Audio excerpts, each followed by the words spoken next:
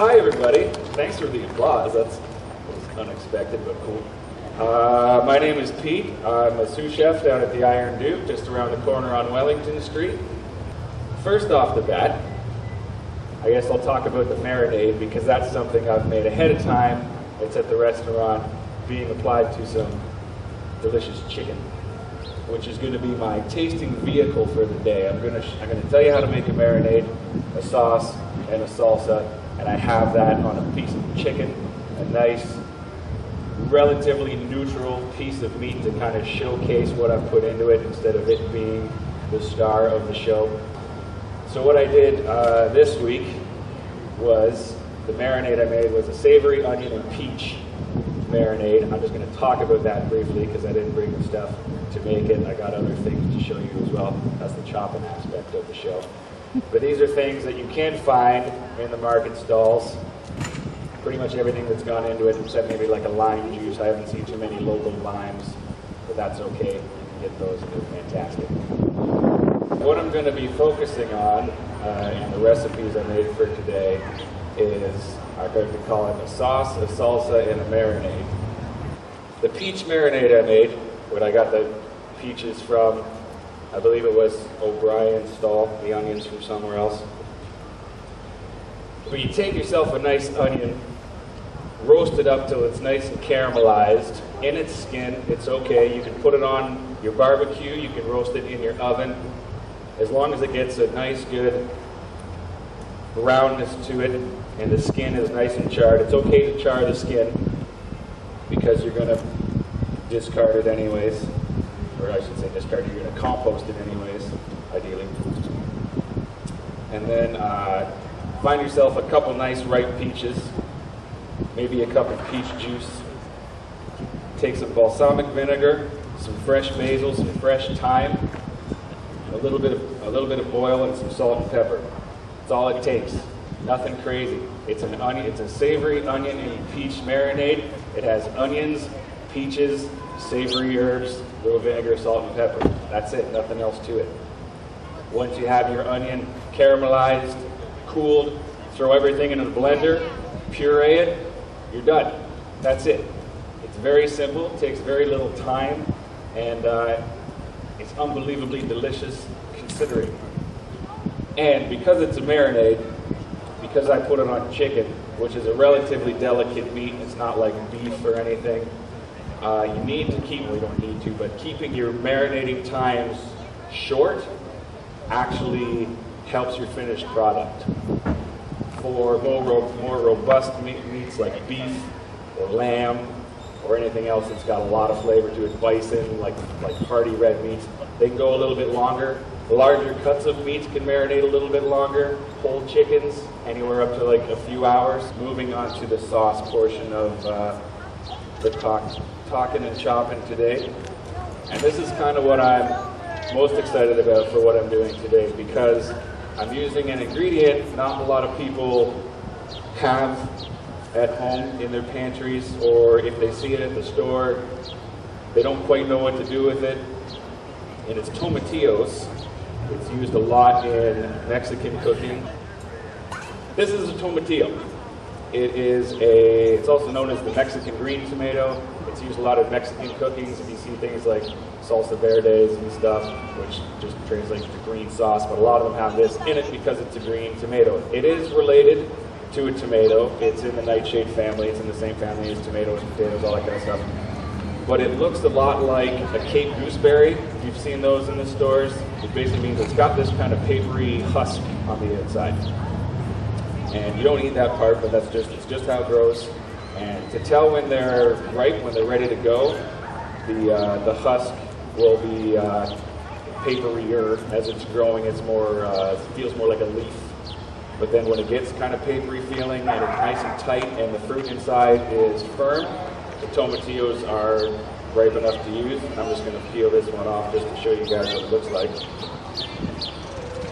This is the inside of a tomatillo. It looks like a tomato. These ones are still pretty small because it's still relatively early in the season.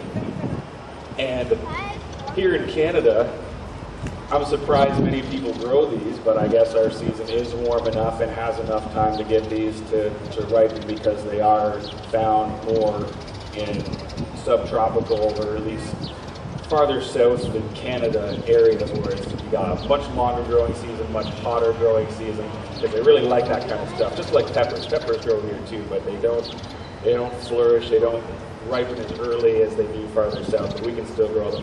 And when I found out that Ed and Sandy and Honeywagon were growing them, I said, yes, please, I'll take some. They're very, very nice. I find them in the grocery store every once in a while. You can get them canned, which is still usable. They're still good, but you can't use them for anywhere near as many applications if they're canned. You can get the whole ones. You can do all kinds of things with them. They have a more tart and acidic taste than a tomato. Tomatoes are sweeter. These are more tart and crunchy. They have lots of little seeds inside. Totally, it's all edible except for the husk and the stem, that kind of stuff. You can take this raw. I can eat it right now. It's totally fine. They don't need to be cooked. You can eat them raw. They're very good. Just chopped in a salsa or on top of anything, basically. Very delicious. But when you cook these guys, the magic really happens. You could roast them, you could grill them on like a cast iron skillet. But when you put nice slow heat to these guys, they really start to melt down. You could boil them too. You could boil them as long as they stay intact, rinse or drain them off, put them in whatever, in a sauce. But I find roasting really makes these fantastic. But what happens inside is all the juice that's in there turns into this really thick caramel color, just syrup, and it changes it from very, very tart and crisp to a kind of it's a really complex, savory flavor, where you get hints of tomato, you get the kind of a little more acidity than a tomato, and it's just really rich and wonderful, and you take them out of your oven or off your grill and you smell them and it just blows you away. Also because it's not something you find a lot in this part of the world, basically, so it's something a little different than what everyone's used to every day. And I enjoy things that are different. I like a little variety. I hope everybody else does too. So my sauce, the roasted tomatillo sauce, has roasted tomatillos, garlic, hot peppers.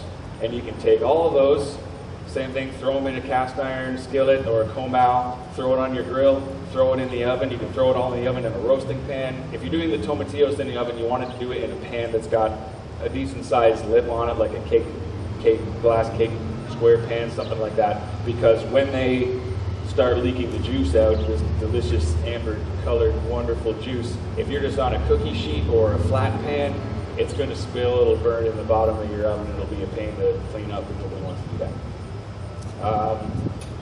What else is in this delicious sauce? There's not much else in it. I tried to keep everything very simple because that's how you get the most flavor out of your kind of main ingredient of what you're cooking with. So I've got the tomatillos, garlic, I left the pepper out, I've got some lime juice, salt and pepper, a little bit of oil. That's it. That's all you need. Now this certain sauce, actually, thanks to the magic of television cooking, here's some I prepared earlier. I made this about an hour and a half ago, so it's still fresh. This will keep for about 4 or 5 days if you want to make it ahead of time. I also, whenever I make a sauce at home or something like that, I tend to make things in double and triple quantities of what I'm going to need so I can use some later. It'll keep for a while. You could probably put it in the freezer. It'll lose a bit of its consistency once it's frozen, but it'll still have the flavor. It'll still taste good. It'll still be delicious. Give some to your friends. You'll be the coolest kid on the block. High fives all around. So, I'm going to start moving on to the salsa portion. This is what I got, this nice little basket of plenty. Most of the ingredients I got from Ed from Honeywagon Farms.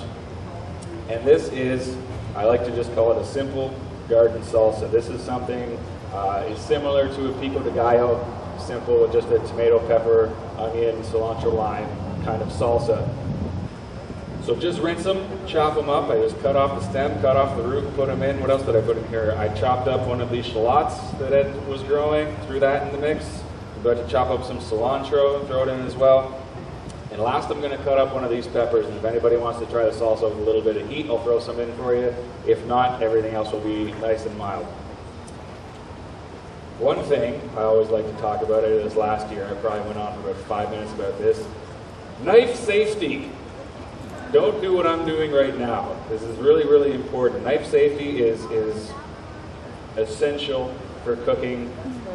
A good amount of the injuries that happen with knives, both like at home and professionally cooking and stuff, is due to your knife not being sharp enough. And you would think if my knife is really sharp, chances are I'm going to cut myself more. That's not the case. If your knife is dull, it's more likely to skip off the food you're cutting. It's not going to give you clean cuts. It's more likely to kind of do things you're not expecting it to do, and then you get cut and you start bleeding, and it's no fun for anybody. So knife safety is very important. Make sure your knife is sharp, no matter how soft the food you're cutting is. Even if it's butter, sharpen your knife before you cut butter, whatever you do. And make sure you're holding your knife the proper way. There's several different proper techniques, but all these ways will keep you kind of safe, keep yourself safe. The way I like to do it, grip the end of your knife with your 2 fingers. The other 3 fingers are on the handle. Just basically so you're not just kind of mashing it all backwards and sideways and stuff. That's just hazardous all around. And keep a good edge on it. And whenever you're dicing or chopping or doing anything small, the other hand that's holding your food, keep your fingers curled. That way, if your knife is coming down, it hits the edge of your knuckle, you're not going to slice off a fingertip, which is painful and bleeds a lot, believe me. And keep all your fingernails intact. They'll save you if the knife happens to jump and hit your fingernail, better than cutting into your skin.